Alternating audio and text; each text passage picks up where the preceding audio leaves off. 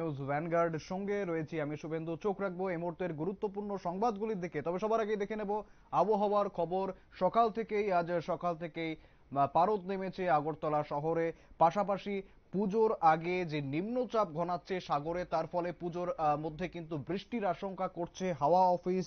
এর পাশাপাশি রাজ্যে হালকা বৃষ্টির সম্ভাবনার কথাও জানিয়েছে হাওয়া অফিস। কি রয়েছে বিস্তারিত আমরা একটু জেনে নেব। আমাদের সঙ্গে রয়েছেন আমাদের প্রতিনিধি শেখ মনিরুল।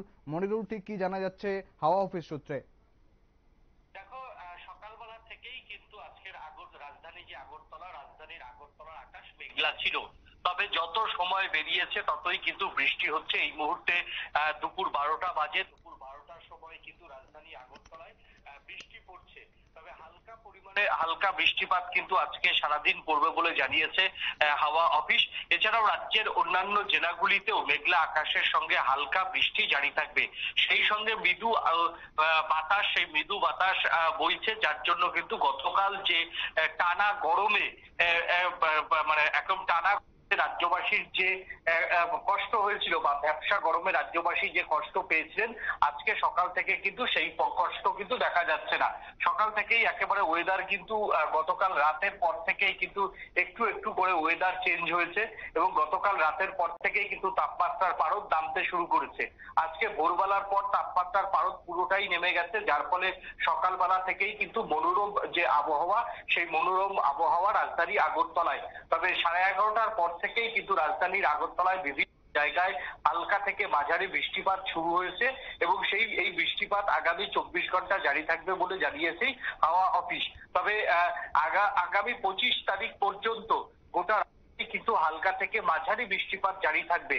অর্থাৎ পুজোর আজকে শনিবার এবং আগামীকাল রবিবার, পুজোর আর হাতে গোনা কয়েকদিন বাকি, তার মধ্যে শনিবার এবং রবিবার এই দুটো দিন কিন্তু অত্যন্ত গুরুত্বপূর্ণ, কারণ এই দুটো দিনেই অফিস কাছারি বন্ধ থাকে। মানুষ কিন্তু বাজারমুখী হয় এবং শপিং এর মুখী হয়। সেই জায়গা থেকে শনিবার এবং রবিবার অর্থাৎ দুই উইকেন্ডের দিন যদি এইভাবে বৃষ্টি পড়ে, তাহলে চিন্তার ভাঁজ যে ব্যবসায়ীদের কপালে নামবে সে কথা বলার অপেক্ষা রাখে না।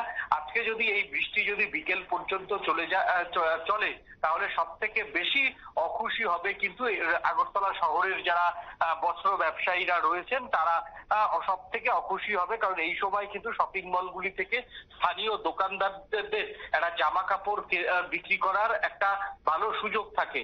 আগামী দুদিনের মধ্যে বঙ্গোপসাগরে আরো একটি নিম্নচাপ তৈরির সম্ভাবনা রয়েছে। তো এবং এই যে বৃষ্টি, সেই বৃষ্টি শুধুমাত্র ত্রিপুরায় নয়, এই বৃষ্টি হচ্ছে বঙ্গোপসাগরের উপর তৈরি হওয়া একটি নিম্নচাপের। আগামী দুদিনের মধ্যেই বঙ্গোপসাগরে আরো একটি নিম্নচাপ তৈরির সম্ভাবনা প্রবল এবং হাওয়া অফিস পুজোর মুখে নতুন করে নিম্নচাপ নিয়ে উদ্বেগ বাড়ছে। কলকাতা মানে পশ্চিমবঙ্গের দক্ষিণবঙ্গের একাধিক জেলায় বর্তমানে বন্যা পরিস্থিতি রয়েছে। ডিভিসির জলছাড়ায় প্লাবিত হয়েছে দক্ষিণবঙ্গের একাধিক জেলা। আলিপুর আবহাওয়া দপ্তর জানিয়েছে, পশ্চিম মধ্য ও সংলগ্ন দক্ষিণ পশ্চিম বঙ্গোপসাগরে একটি ঘূর্ণাবর্ত রয়েছে। আগামী কয়েক ঘন্টায় তা উত্তর পশ্চিমের দিকে যাবে।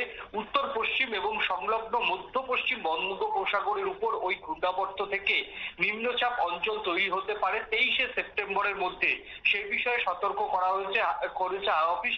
তবে নিম্নচাপ অঞ্চলের প্রভাব দক্ষিণবঙ্গে পড়বে কিনা তা এখনো স্পষ্ট নয়। শনি এবং রবিবার আর কলকাতায় কিন্তু বিক্ষিপ্ত বৃষ্টির পূর্বাভাস দিয়েছে আলিপুর আবহাওয়া দপ্তর। বাংলার উত্তর 24 পরগনা, দক্ষিণ 24 পরগনা, পূর্ব মেদিনীপুর, পশ্চিম মেদিনীপুর ও ঝাড়গ্রামে শনিবার বজ্র বিদ্যুৎ সহ বৃষ্টি হবে বলে পরিষ্কার জানিয়েছে হাওয়া অফিস। রবিবার একই পূর্বাভাস রয়েছে এই জেলাগুলিতে। গত কয়েকদিনের বৃষ্টির কারণে কলকাতা তাপমাত্রা বেশ খানিকটা নামছিল। বৃষ্টি কমে যাওয়ায় তাপমাত্রা বেড়ে গিয়েছে। শনিবার কলকাতার তাপমাত্রা 26.7 ডিগ্রি সেলসিয়াস স্বাভাবিকের থেকে যা 4 ডিগ্রি বেশি। শুক্রবারের দিন সর্বোচ্চ তাপমাত্রা ছিল 34.2 ডিগ্রি সেলসিয়াস স্বাভাবিকের থেকে যা 1 থেকে 4 ডিগ্রি বেশি।